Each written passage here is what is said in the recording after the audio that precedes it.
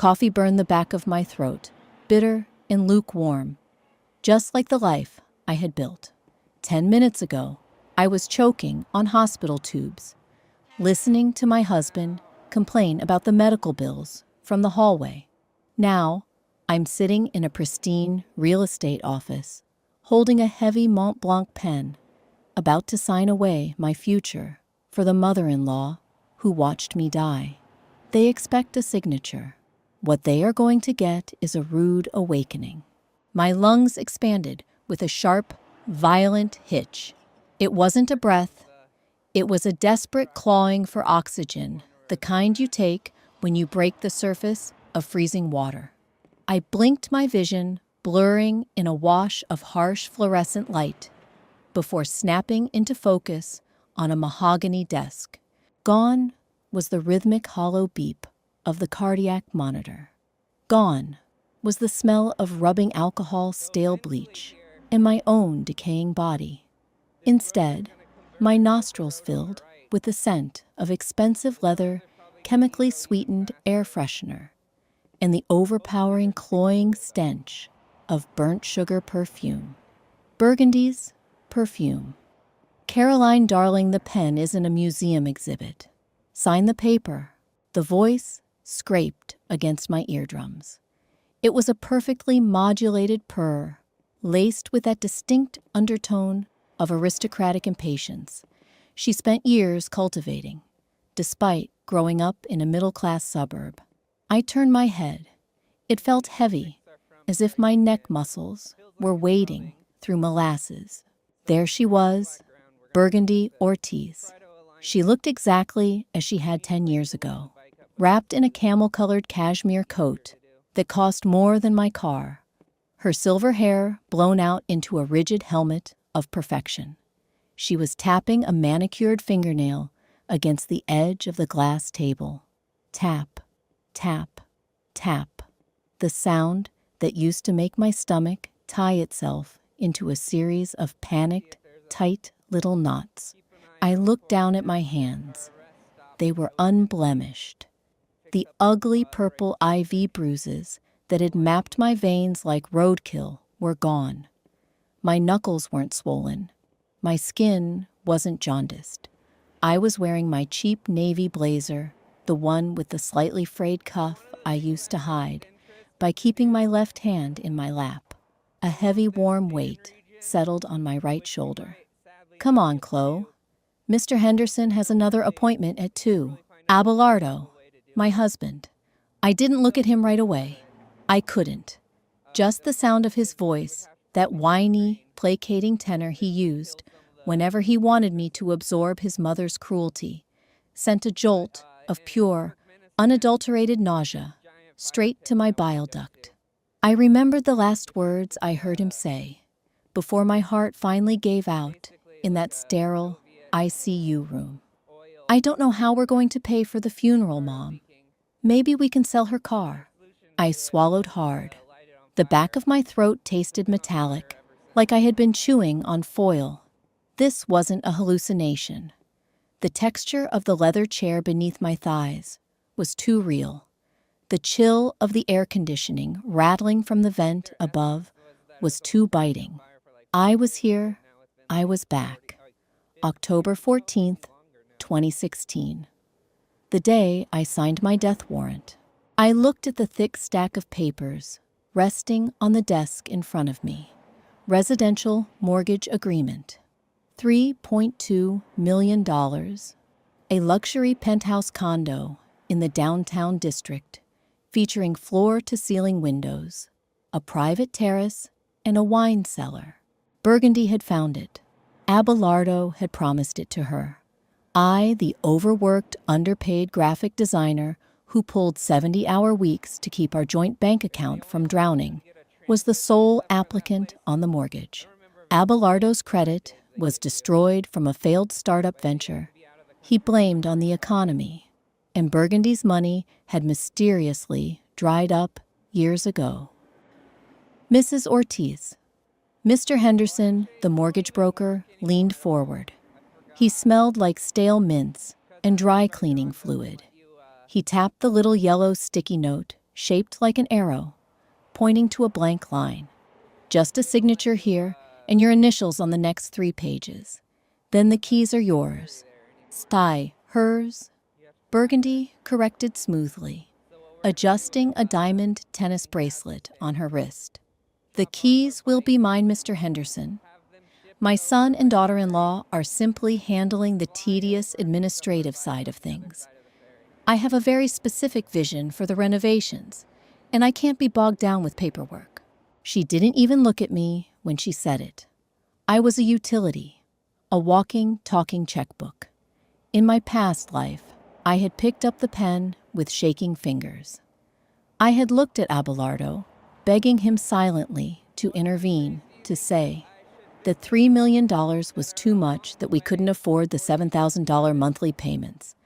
He had just smiled his weak, boyish smile and squeezed my shoulder. It's for Mom Caroline. You know she's been struggling since the old house sold. I had signed it, and for the next 10 years, I worked myself into an early grave. I took on freelance clients until 3 a.m. I ate instant ramen while Burgundy dined at Michelin star restaurants and complained that the marble countertops I bought her were the wrong shade of white. My stress compounded into hypertension. My hypertension compounded into heart failure. And I died at 34, leaving them with an asset they would undoubtedly sell to fund their next grift. The Mont Blanc pen sat on top of the contract. Its polished silver barrel caught the overhead light glinting like a scalpel. I reached out my fingers, hovering over the cold metal. My hand was shaking, not with heroic rage, but with a deeply pathetic, ingrained terror. My body was still wired to submit. My nervous system was built around keeping Abelardo happy and avoiding Burgundy's suffocating wrath. Caroline. Abelardo murmured his fingers, digging slightly into my blazer. A subtle warning. Don't embarrass me. I picked up the pen. It felt impossibly heavy. My grip on the pen was so tight, my knuckles turned a sharp, bloodless white. I stared at the yellow sticky note. Sign here. I could hear my own breathing, shallow and rapid. A bead of cold sweat formed at my hairline, tracing a slow, tickling path down the back of my neck. I was terrified. It's funny how you can literally die, come back and still be afraid of a disappointing sigh from a mediocre man. I wanted to slam the pen down. I wanted to stand up, flip the glass table, and scream at them both until my vocal cords shredded. But I didn't. I couldn't. The physical mechanism of rebellion felt rusty, locked away behind years of desperate people-pleasing. I lowered the tip of the pen to the paper. The ink bled a tiny black dot into the pristine white fiber. Honestly, Abelardo, Burgundy sighed, crossing her legs. The nylon of her stockings made a sharp, abrasive swish. Did she have too much coffee this morning? She's vibrating. It's embarrassing. Mr. Henderson is a busy man. Mom, please, Abelardo whispered, before squeezing my shoulder harder. Chloe, just sign it. We've talked about this. We haven't talked about this. I thought my brain suddenly flashing with stunning clarity. You talked. I cried. You told me I was being selfish for wanting to save for a baby instead of housing your mother. The black dot on the paper grew slightly larger as the ink settled. I thought about the hospital ceiling, the cheap acoustic tiles with water stains shaped like continents. I thought about the sheer suffocating panic of not being able to breathe, of reaching out for a hand and finding the room empty because Abelardo had gone to the cafeteria for a sandwich. I looked at the black dot. Then, very slowly, I lifted the pen off the paper. No, the word was small. It didn't boom across the room. It cracked in the middle, a pathetic, raspy squeak. that barely carried over the hum of the air conditioner. Abelardo's fingers froze on my shoulder. Burgundy stopped tapping her nails. She lowered her chin, staring at me, as if a piece of furniture had suddenly started talking. "I'm sorry. What did you just mumble?" I swallowed the metallic taste in my mouth. I forced myself to draw a breath from the very bottom of my stomach. My ribs ached with the effort. I said no. It came out louder this time, a little steadier. I placed the pen down on the desk. It rolled an inch, clinking softly against a crystal paperweight. Mr. Henderson looked between the three of us, his professional smile freezing into a grimace of profound awkwardness. He cleared his throat. "Is there an issue with the terms, Mrs. Ortiz? We have locked in the 4.2% rate, but if you need to review the amortization schedule again, there's no issue with the terms." Burgundy snapped her eyes, never leaving my face. Her pupils were dilated black and furious. "My daughter-in-law is just having a moment of panic. She isn't used to handling transactions of this magnitude. Abelardo, handle your wife." "Caroline," Abelardo hissed, leaning down, so his mouth was right next to my ear. I could smell the stale coffee and onions on his breath. "What the hell are you doing? Stop messing around. Sign the damn paper." "I'm not signing it, Abelardo." My voice was still shaking, but the terrifying nausea in my gut was slowly being replaced by a strange, blooming warmth. Adrenaline. It tasted like pennies. I pushed my chair back. Its wheels scraped loudly against the hardwood floor. "Sit down," Abelardo commanded, his tone dropping the placating whine and taking on that hard, mean edge he usually reserved for behind closed doors. He grabbed my elbow, his fingers digging into the nerve. I ripped my arm away. The sudden movement was clumsy.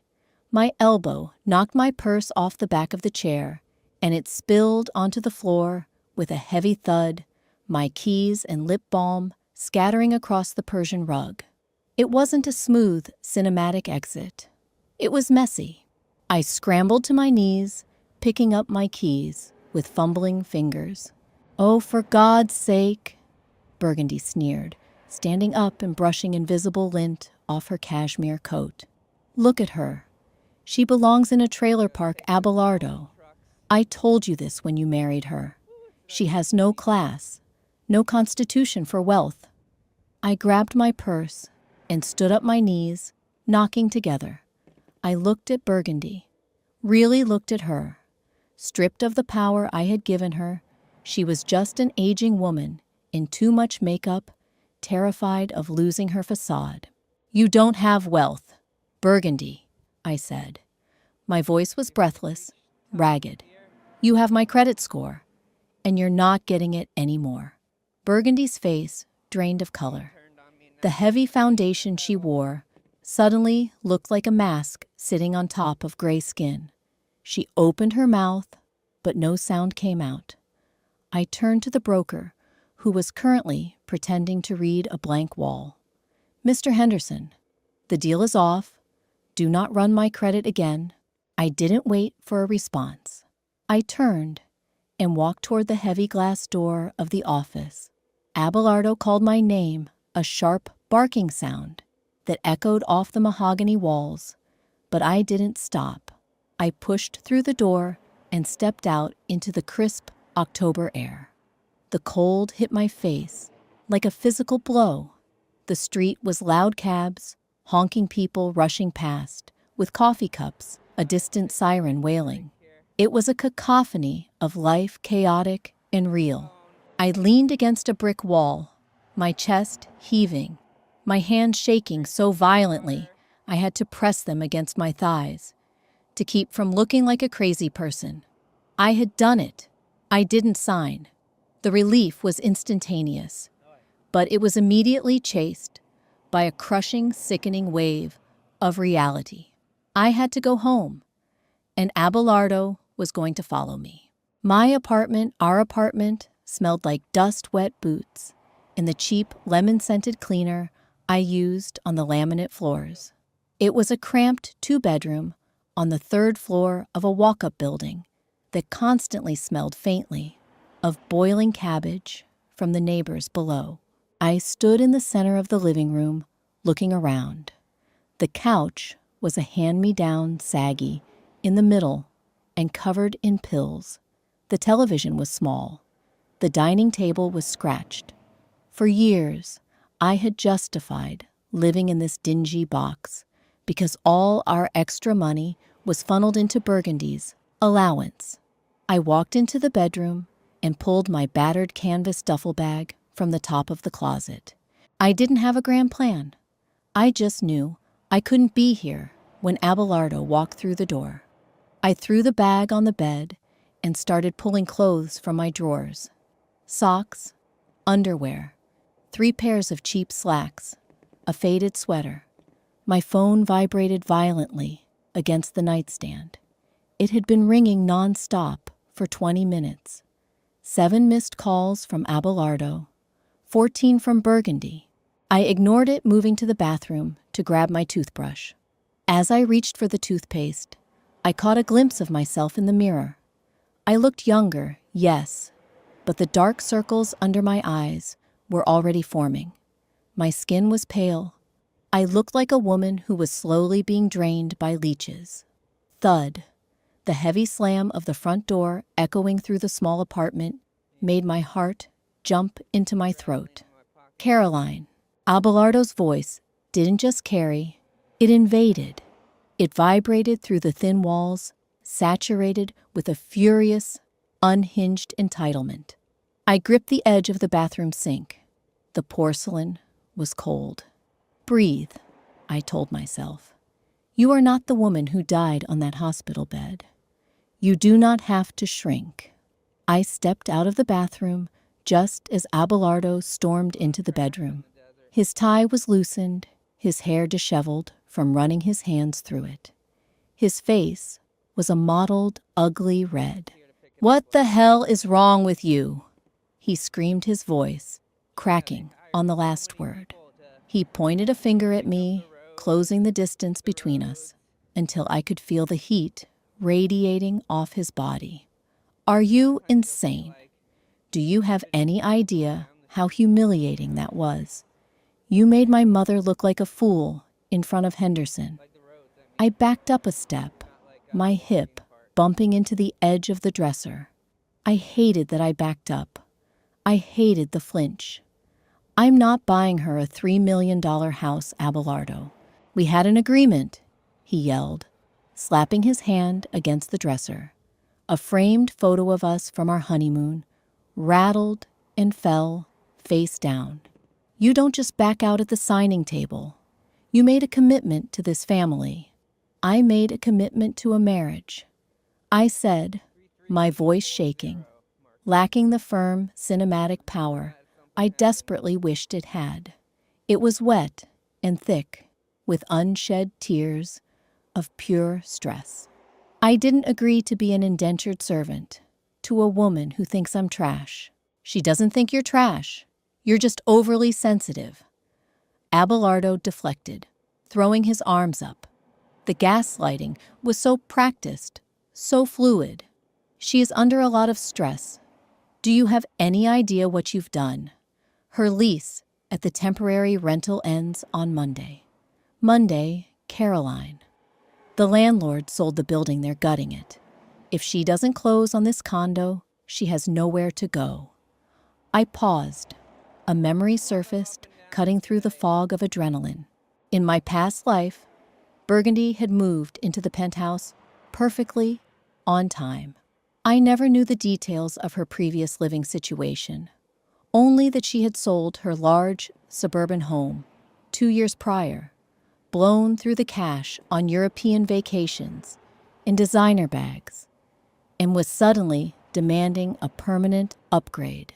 She was being evicted, not because of poverty, but because she refused to sign a long-term lease anywhere that wasn't a luxury property, holding out until Abelardo finally bullied me into buying the penthouse. If she didn't get this house, Burgundy Ortiz was going to be homeless. A jagged, ugly laugh scraped its way up my throat. It sounded foreign, almost unhinged. Abelardo stared at me, his rage faltering for a split second into confusion. Are you laughing? My mother is about to be on the street, and you're laughing? Yes, I gasped, wiping a tear of nervous hysteria from the corner of my eye. Yes, I am, because it's not my problem. Not your problem. Abelardo lunged forward, grabbing my upper arms. His grip was tight, bruising. The smell of his sour sweat filled my nose. She is your family. You are my wife. You will march back to that office on Monday morning. You will grovel to Henderson, and you will sign those papers. Or so help me, God, Caroline. Or what? I shoved him back. I used both hands, hitting his chest, with enough force that he stumbled backward, his dress shoes slipping slightly on the cheap laminate. Or, what, Abelardo? You'll divorce me. Go ahead. Pay for a lawyer with the $0 you have in your checking account. His jaw dropped. He wasn't used to this. He was used to me crying, apologizing, offering to work extra hours. You're paying the rent on this apartment. I continued the words, tumbling out of me in a messy, unstoppable flood. Oh, wait. No, you're not. I am. I pay the rent. I pay the utilities. I pay for your car insurance. You want to help your mother so badly? Take your part-time consultant salary and buy her a tent. I grabbed my duffel bag off the bed and slung it over my shoulder. It was heavy, the strap digging into my collarbone. Where are you going? Abelardo demanded, stepping into the doorway to block my exit. His chest was heaving. He was trying to look intimidating. But all I saw was a pathetic, weak man who had used me as a shield against his mother's toxicity for our entire relationship. I'm leaving Abelardo. I'll have a moving company come for my desk and my monitors tomorrow. Don't be here. You can't just leave, he shouted, dropping the anger and pivoting instantly to desperation. His eyes went wide and wet, the classic Abelardo pivot. Chloe, baby, please. I'm sorry I yelled. I'm just stressed. Mom is crying. She's terrified. We can downsize the house. We can find her something for $2 million. Just don't walk out. I looked at him, really looked at him. I saw the weakness in the slope of his shoulders, the cowardice in his eyes. I felt a profound, exhausting emptiness. No love, no anger, just a deep desire to be away from the smell of his sour sweat. Get out of my way, I said, quietly. He didn't move. Get out of the damn way, Abelardo, or I swear to God, I will call the police and tell them you're holding me here. He blinked, shocked by the deadness in my eyes. Slowly, he stepped aside. I walked out of the bedroom, out the front door, and didn't look back. As I hit the bottom of the stairwell, my phone buzzed in my pocket. I pulled it out. Voicemail from Burgundy Ortiz. I hit delete, pushed open the heavy front doors of the building, and stepped out into the street. The air was cold, smelling of exhaust and distant rain, and for the first time in 10 years, I took a full, deep breath. 17 missed calls. That was the tally by the time I slid the magnetic keycard into the door of room 214 at a chain motel just off the interstate. The lock clicked, yielding to a room that smelled aggressively of industrial pine cleaner, masking decades of stale cigarette smoke. I dropped my duffel bag onto the floor. It hit the thin, patterned carpet with a dull thud. There was no mahogany furniture here, no panoramic city views, and certainly no Mr. Henderson offering me a Mont Blanc pen. There was just a sagging queen-size bed, wrapped in a polyester bedspread, a bolted-down television, and a miniature refrigerator humming violently in the corner. It was the most beautiful room I had ever seen. I sat on the edge of the mattress. The springs groaned in protest. I didn't take off my coat. I just sat there, staring at the textured stucco ceiling, waiting for the adrenaline crash. When it came, it wasn't a gentle slide. It was a physical collapse. My hands began to shake again, worse this time. My teeth chattered as if I were sitting in a snowbank. This was the part the movies never got right about leaving. They always showed the triumphant walk out the door, the empowering pop song swelling in the background as the protagonist drove off into the sunset. They never showed the immediate aftermath, the terrifying, stomach-churning void of the unknown, the ugly, deeply ingrained voice in your own head, whispering that you made a mistake, that you were overreacting, that you should go back and apologize before the damage became permanent. My phone vibrated in my pocket. 18. I pulled it out. The screen glared in the dim room, displaying a fresh text from Abelardo. You are destroying my mother's life. She is hyperventilating. Come home right now and we can fix this. I won't even be mad. I let out a ragged breath, the sound scraping against the dry walls of my throat. I won't even be mad. The sheer arrogance of it was staggering. He was offering me a pardon for my own execution. I turned the phone off completely. The screen went black, severing my tether to their reality. For the next 48 hours, I existed in a state of suspended animation. I didn't leave the motel room. I ate stale vending machine pretzels for dinner and drank tap water from a plastic cup wrapped in cellophane.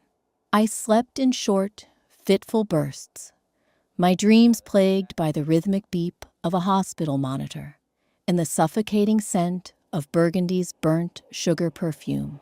I kept waking up clutching my chest, my fingers searching for the phantom ache of a failing heart that belonged to a future I had just erased. By Sunday night, the silence in the room began to feel less like a vacuum and more like a foundation. I opened my laptop, tethered it to the motel's agonizingly slow Wi-Fi, and logged into my bank accounts. Abelardo and I had a joint checking account, which currently held a pathetic $400. His doing mostly. But I had a separate high-yield savings account tied to my freelance business. It was the account I had spent 3 years desperately funneling money into for a down payment on a modest starter home, money that Abelardo had intended to hand over to Mr. Henderson for Burgundy's closing costs. I looked at the balance, $82,000. My money, my blood, my late nights, my declining health compressed into a digital number on a screen. With a few clicks, I transferred the $400 from the joint account into my personal one, leaving a perfectly round zero balance. Then I locked the joint account. I felt a fleeting, sharp stab of guilt, a conditioned reflex from a decade of putting Abelardo's comfort above my own survival. I forced myself to sit with the guilt, letting it burn in my chest until it fizzled out into nothing. Tomorrow was Monday. Monday was the deadline. Monday was the day the landlord of Burgundy's temporary luxury rental was bringing in the demolition crew. I closed my laptop, the synthetic sheets scratching against my bare legs. For the first time in my life, I fell asleep without setting an alarm, entirely unconcerned about who was going to make Abelardo his morning coffee. Monday morning arrived with a gray, spitting drizzle that coated the city in a miserable sheen. I took a hot shower until the motel's tiny water heater gave up dressed in a clean pair of slacks and a white button-down, and drove to my office. My workplace was a mid-sized graphic design agency, housed in a converted warehouse downtown. It smelled like roasting espresso beans and expensive printing ink. Usually, I walked through the glass doors with my shoulders hunched, preemptively exhausted by the workload I needed to tackle to keep the Ortiz household afloat. Today, I walked in with a straight spine, my footsteps echoing sharply on the polished concrete floor. "Morning, Chloe."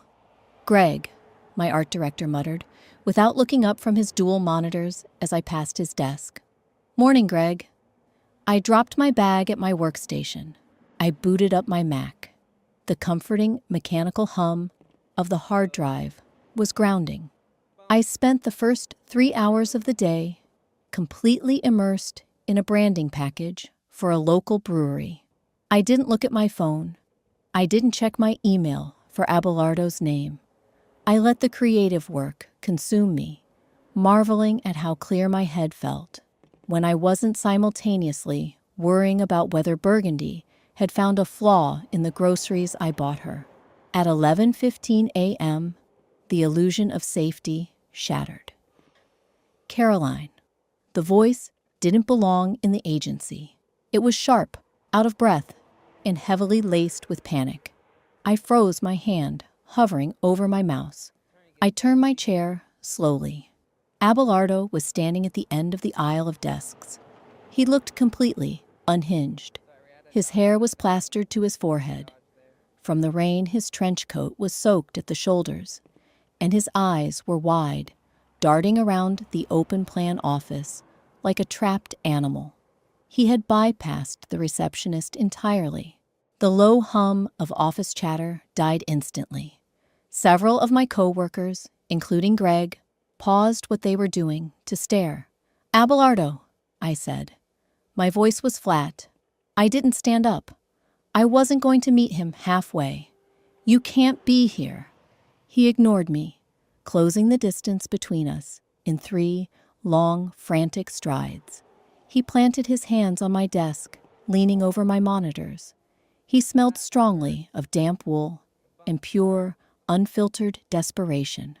"Turn your phone on," he hissed, his voice dropping into a harsh whisper. "I have been calling you for 2 days. I called the police. I thought you were dead. I needed space.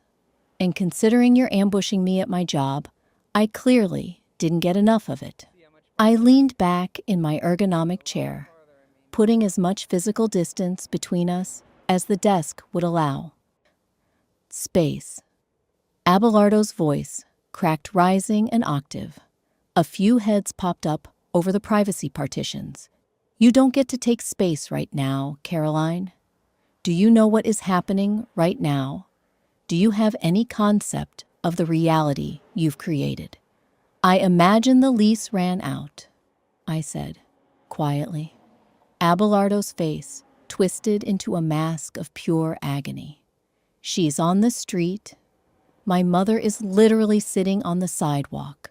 He pulled his phone from his pocket, his hands shaking so violently he nearly dropped it. He aggressively swiped at the screen and shoved it directly into my face. I blinked, letting my eyes focus on the image. It was a photo taken from across a wide, rain-slicked avenue in the upscale district. There, huddled under the awning of a closed boutique, was Burgundy Ortiz. She was sitting on top of a massive, hard-shell Louis Vuitton trunk. 3 other matching suitcases were piled haphazardly around her. She was still wearing the camel-colored cashmere coat, but it looked damp and ruined. Her silver helmet of hair was flattened by the humidity. She looked small. She looked old. She looked exactly like a woman who had played a high-stakes game of chicken with a real estate developer and catastrophically lost. The landlord changed the locks at 9 a.m. Abelardo said, his voice trembling. "She refused to pack this weekend. She told me you were throwing a tantrum and that you'd be back by Sunday night to sign the papers. She genuinely believed you wouldn't let this happen. I stared at the photo. A bizarre, conflicting cocktail of emotions bubbled in my chest. Part of me, the old Caroline, the broken, terrified girl who spent a decade apologizing for breathing, felt a sickening jolt of horror. Look what you did. You put an elderly woman on the wet concrete. But then I remembered the hospital. I remembered the cold tubes in my throat. I remembered her tapping her manicured nails on the desk, complaining that my near-death experience was inconveniencing her closing schedule. The pity evaporated, leaving behind a cold, hard expanse of absolute indifference. She believed wrong, I said, pushing his hand away. Abelardo stared at me, as if I had just sprouted horns. What is wrong with you? Look at her. She has nowhere to go. Caroline, I don't have the money for a hotel. I don't have a car big enough to move those trunks. Our apartment is on the 3rd floor. She can't climb those stairs with her arthritis. Sounds like a logistical nightmare, I replied, turning my chair back toward my monitors. My hands were remarkably steady as I gripped the mouse. You should probably get off my desk and go help her figure it out. You are going to pay for a hotel, Abelardo demanded, slamming his open palm against my desk. A ceramic mug holding my pens rattled violently. You are going to transfer money into the joint account right now, and you are going to pay for a suite at the Four Seasons until we can close on another property. No, I am your husband, he screamed. The remnants of his polished, placating persona were entirely gone, replaced by the ugly, demanding brat Burgundy had raised him to be. You owe this family. Is there a problem here, Caroline? Greg's voice was deep-cutting through the tense air of the office. I looked up. My art director had stood up from his desk and was walking slowly toward us, his arms crossed over his chest. He was a large man, built like a retired linebacker, and his expression was completely devoid of patience. Abelardo spun around, sizing Greg up before sneering. This is a private marital issue. Back off. It stopped being private when you started screaming in my agency. Buddy, Greg said, stopping 3 feet away from Abelardo. He looked at me. Do you want him here? Chloe. No, I said, my voice finally finding its absolute baseline of calm. I really don't. Greg nodded. All right, pal. Time to go. The exit is that way. I'm not leaving until she gives me the money, Abelardo shouted, turning back to me, his face red and blotchy. You selfish, ungrateful bitch. After everything we've done for you. I didn't flinch at the insult. I didn't shrink. I just looked at him, feeling an overwhelming sense of embarrassment that I had ever let this pathetic creature dictate the terms of my existence. Security is already on the way up, Greg mentioned, casually checking his watch. Unless you want to explain to the cops why you're harassing an employee on private property? Abelardo froze. The threat of public humiliation, the only thing Ortiz feared more than poverty, finally pierced his hysteria. He looked at Greg, then at me, his chest heaving with exertion. He pointed a trembling finger at my face. You're dead to us. He spat, his voice shaking with venom. Do you hear me? If you do this, there is no coming back. You will never set foot in my family again. I smiled. It was a small, tight smile that didn't reach my eyes, but it felt more genuine than any expression I had worn in a decade. That, I said softly, is the best real estate deal I've been offered all week. Abelardo stared at me for a long, fractured second. The elevator down the hall chimed, signaling the arrival of the building's security guard. Abelardo shoved himself away from my desk, nearly tripping over his own soaked shoes, and practically ran toward the stairwell, desperate to avoid being escorted out like a criminal. The heavy metal fire door slammed shut behind him, echoing loudly through the silent office. I let out a long, slow breath, my shoulders dropping a physical inch. The tension in the room began to dissipate as my co-workers slowly returned to their screens, offering me sympathetic, albeit uncomfortable glances. Greg lingered for a moment, resting a heavy, reassuring hand on the edge of my partition. "You okay?" he asked quietly. I looked at the empty space where Abelardo had just been standing.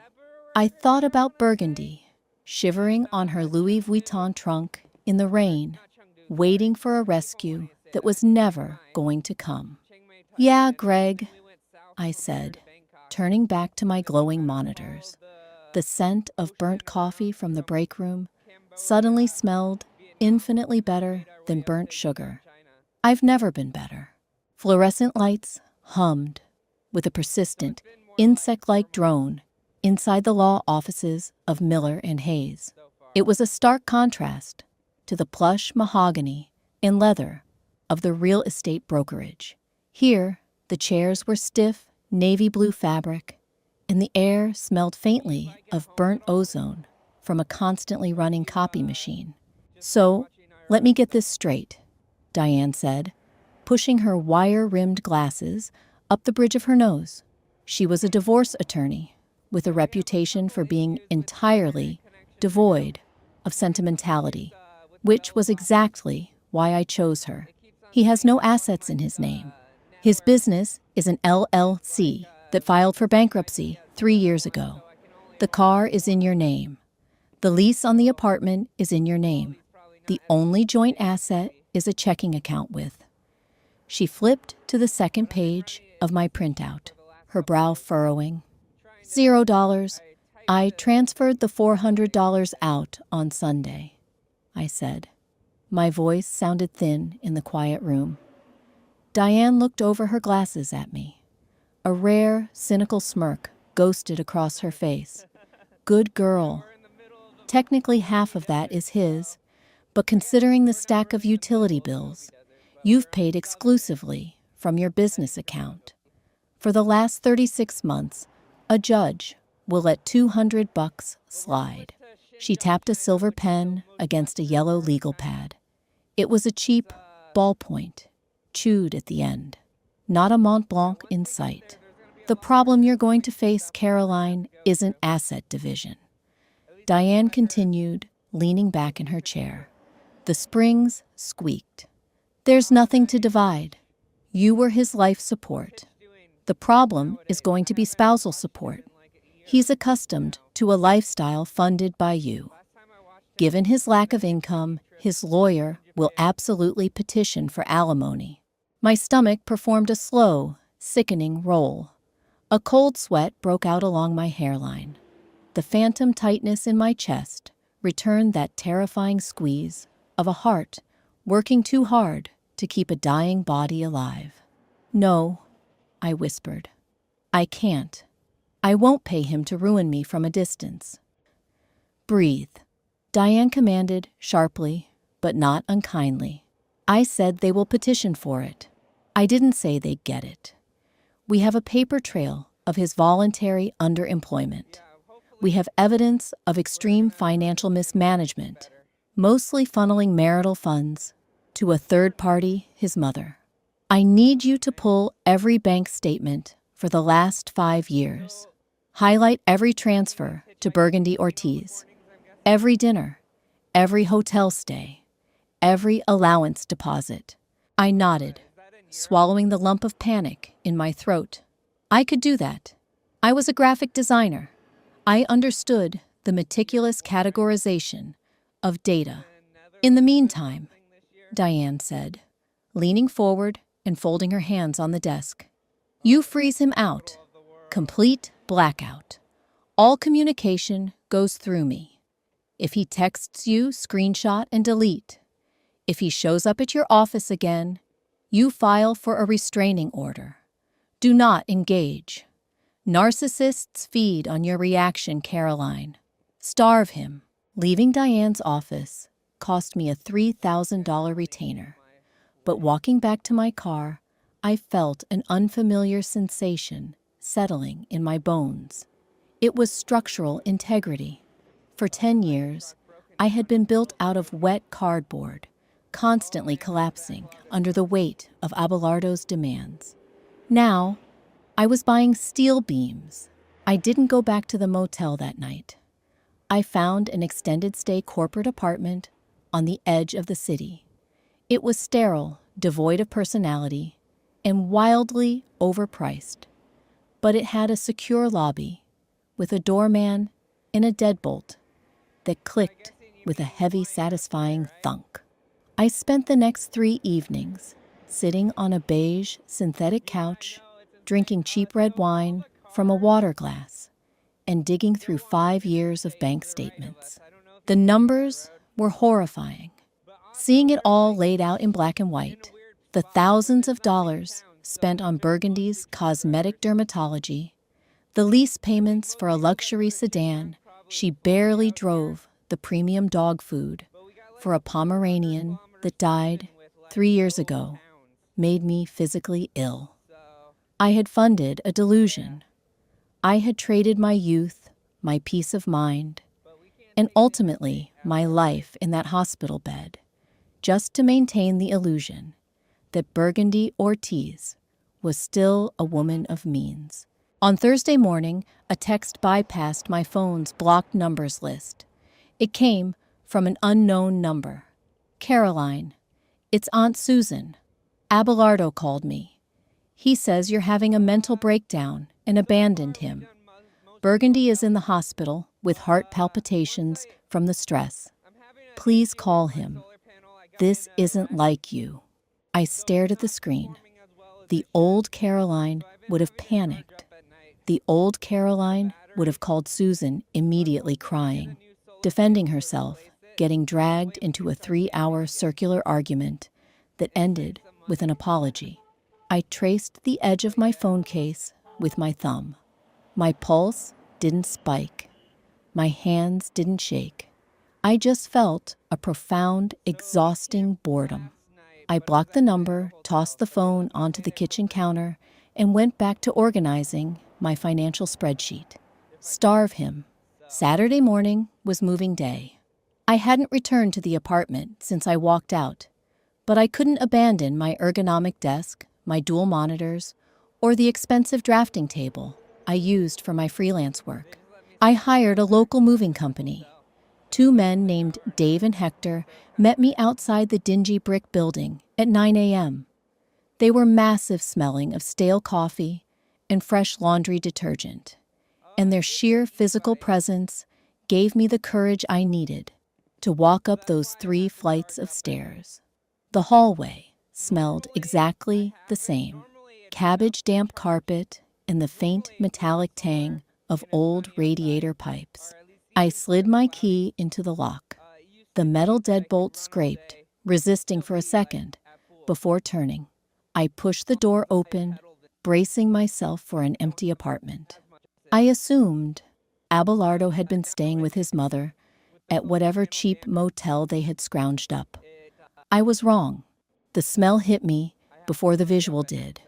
It was an offensive, clashing nightmare of an odor.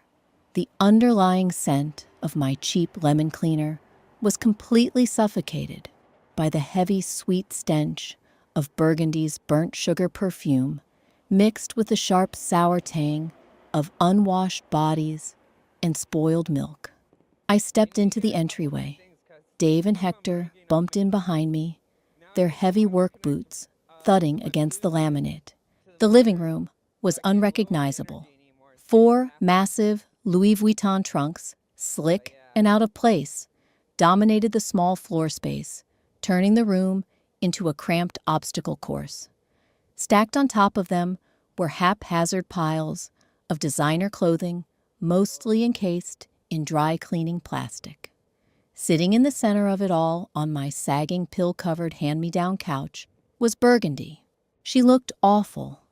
The rigid, perfect helmet of silver hair was flat and stringy on one side, suggesting she had slept on it while it was damp. She was wearing a silk robe that dragged on the cheap floor, and her face lacked the heavy spackle of foundation she usually wore. Without it, her skin was mapped with deep, bitter lines.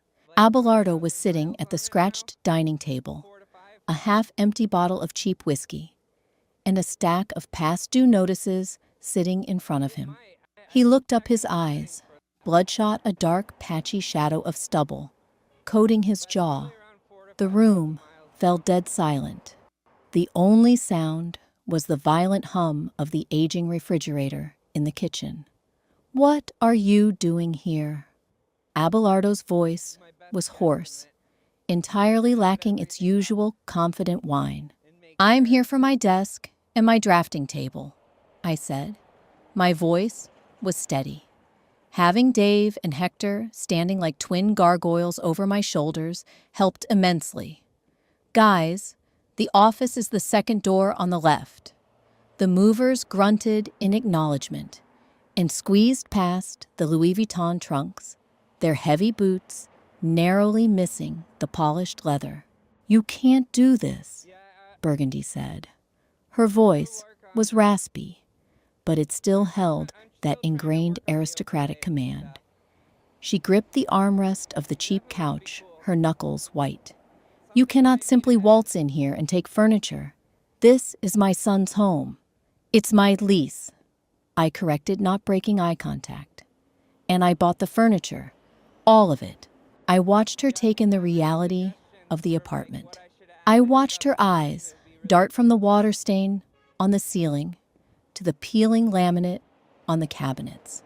This was her worst nightmare. She wasn't just broke. She was visibly, undeniably poor, trapped in a third-floor walk-up that smelled like poverty. "You did this to me," Burgundy hissed, her upper lip curling into an ugly sneer. "You planned this. You waited until the final hour to humiliate us.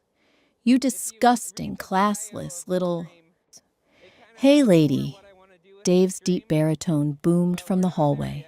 He walked out of the office, carrying my drafting table easily under one arm. "We're just here to move stuff. Keep the volume down." "Yeah." Burgundy recoiled, as if she had been slapped. She wasn't used to blue-collar workers speaking to her like a peer. She looked to Abelardo for defense, but Abelardo was just staring into his whiskey glass, entirely broken. "Abelardo," Burgundy barked, her panic rising. "Do something, tell them to leave." Abelardo slowly lifted his head. He looked at me, his eyes hollow-ringed with dark purple exhaustion. He didn't look angry anymore. He just looked like a man who was finally drowning in the ocean. He had forced me to tread water, in for a decade. "What do you want me to do, Mom?" Abelardo asked, his voice cracking. "She canceled the credit cards. The checking account is empty. The landlord slipped a notice under the door yesterday, saying rent is 5 days late." He turned his dead eyes back to his glass. "We have nothing." The finality of his words hung in the stale air. Burgundy stared at him, her mouth opening and closing, like a suffocating fish. The realization was finally penetrating her armor. The human ATM was gone, and her son, the golden boy she had coddled into complete incompetence, was entirely incapable of saving her. Hector walked past me, carrying 2 heavy boxes of my books. "Just the desk left, miss. Want us to grab the monitors, too?"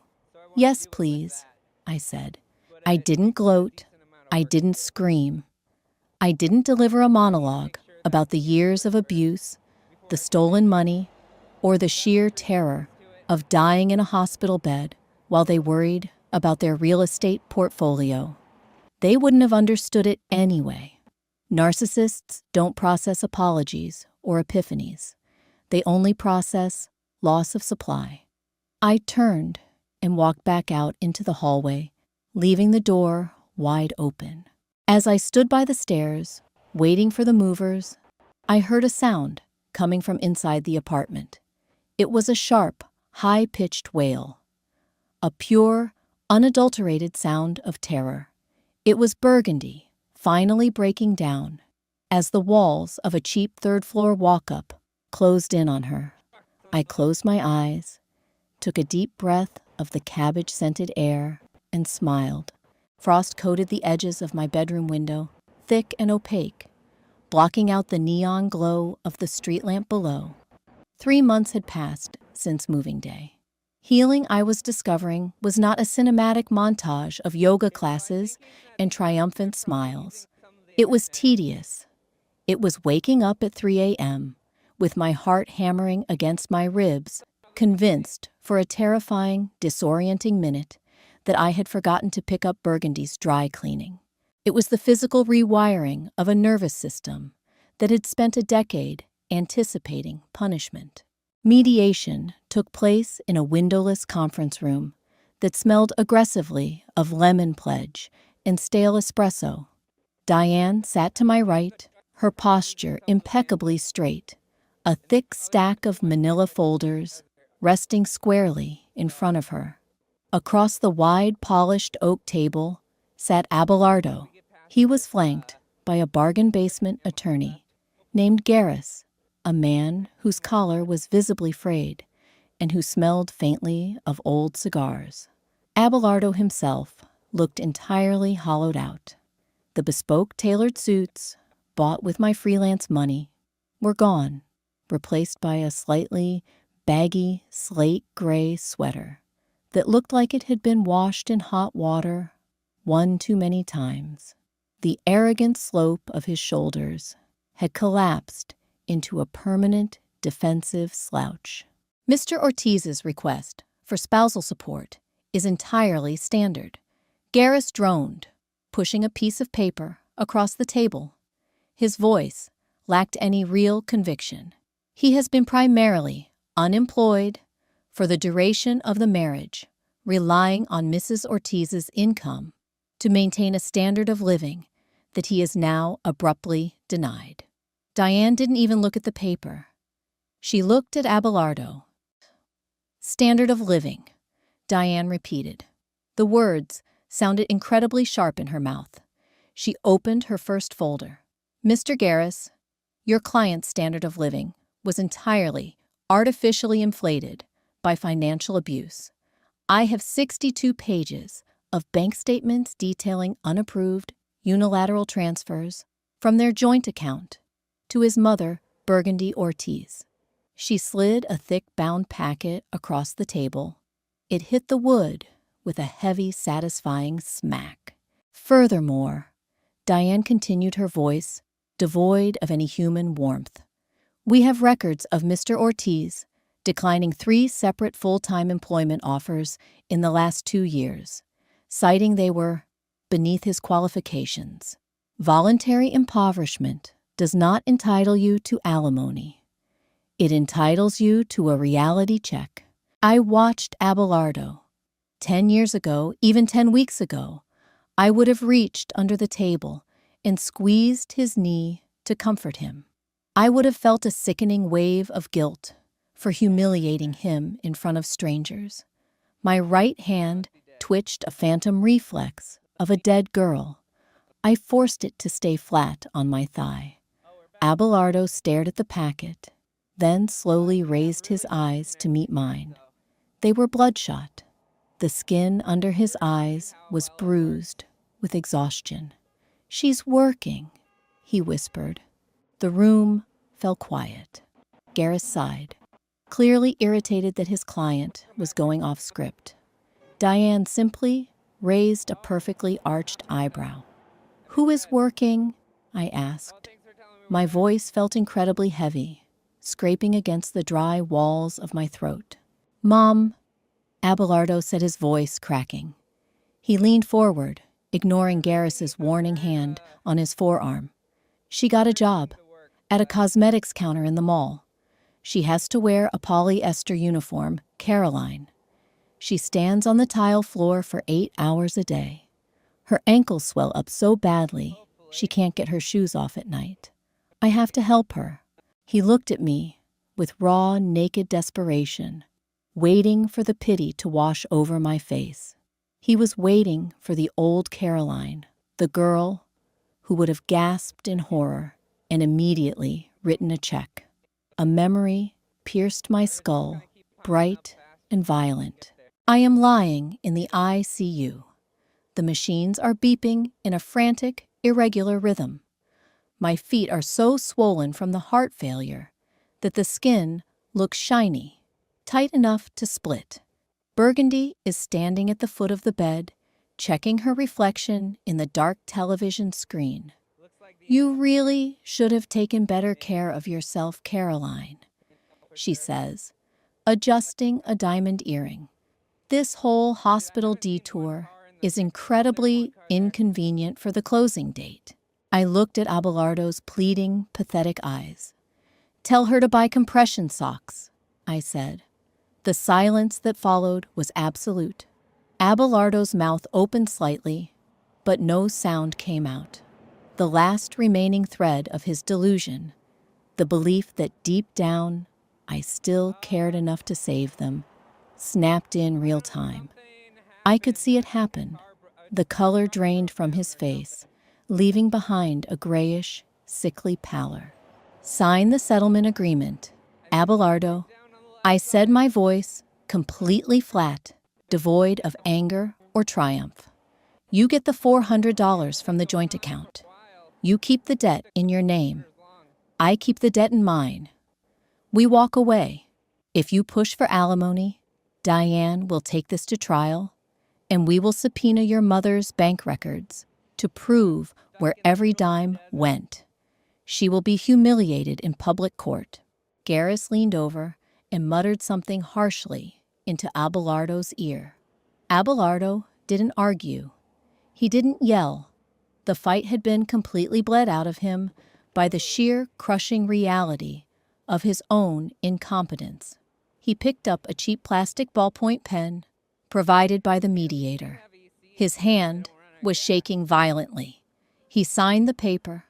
The scratch of the pen against the thick stock was the loudest sound in the room. It didn't sound like a victory march. It sounded like a heavy iron door locking shut. Diane pulled the paper across the table, inspecting the signature before sliding it into her briefcase.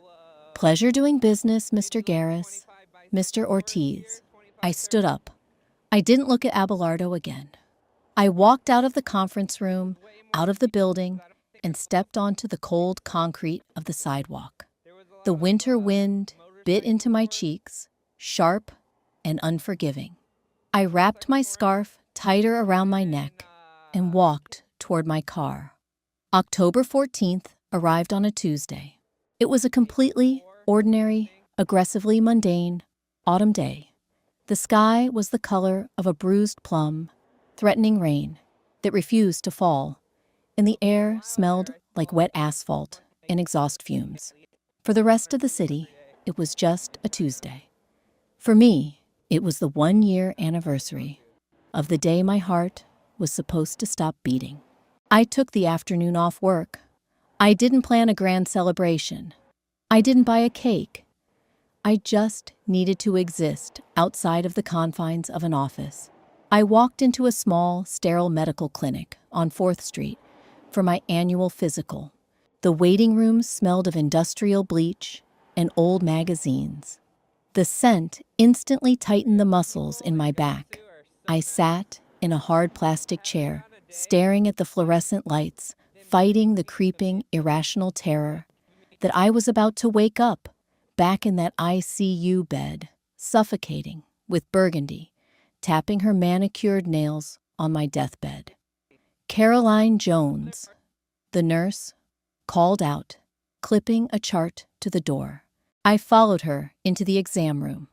The paper covering the examination table crinkled loudly under my thighs. The nurse wrapped the blood pressure cuff around my left arm It squeezed tight, inflating, with a mechanical hum. Beep, beep, beep. My pulse pounded in my ears. I squeezed my eyes shut, my fingernails digging into the palms of my hands. You are alive. You are not dying. You are not buying the house. The cuff deflated, with a long, hissing sigh. 110/70, the nurse said, smiling brightly as she jotted it down. Perfectly healthy, sweetie. Doctor will be right in. She left the room, closing the door behind her. I sat alone in the quiet clinic.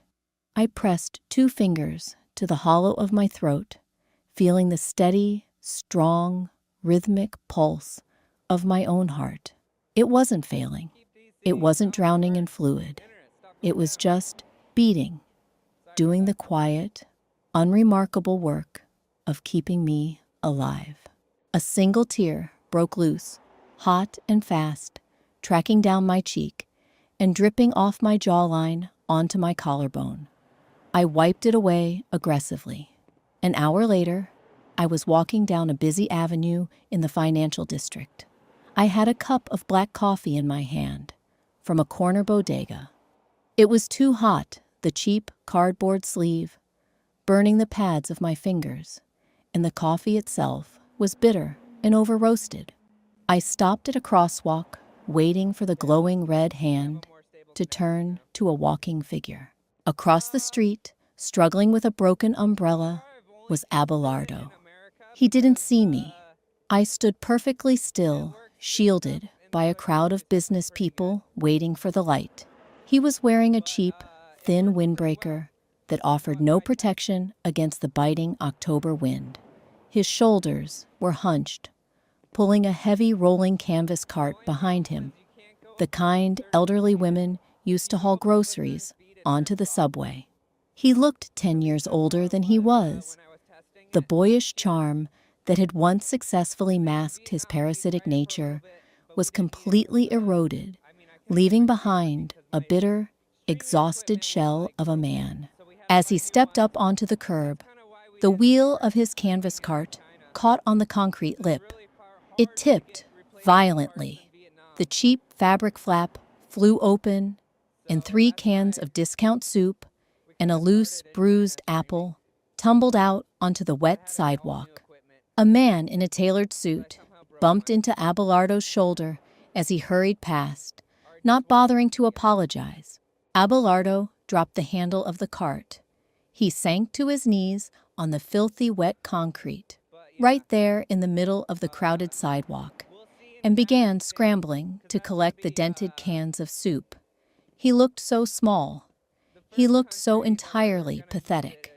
In my past life, my heart would have broken. I would have run across the street, dodging traffic to help him pick up the cans. I would have bought him a new coat. I would have told him it was all going to be okay. The glowing red hand on the traffic signal shifted to a white walking figure. The crowd surged forward. Around me, stepping off the curb, I stayed rooted to the pavement. I watched Abelardo pick up the bruised apple wipe, the city grit off it, with the sleeve of his thin windbreaker, and drop it back into the cart. My heart beat steadily in my chest. 110/70. Perfectly healthy. I lifted the cheap paper cup to my mouth and took a sip of the black coffee. It burned the back of my throat, bitter and sharp. It didn't taste like trauma, or fear, or obligation. It tasted like Tuesday. I turned on my heel, putting my back to the crosswalk, and walked in the opposite direction. I didn't look over my shoulder.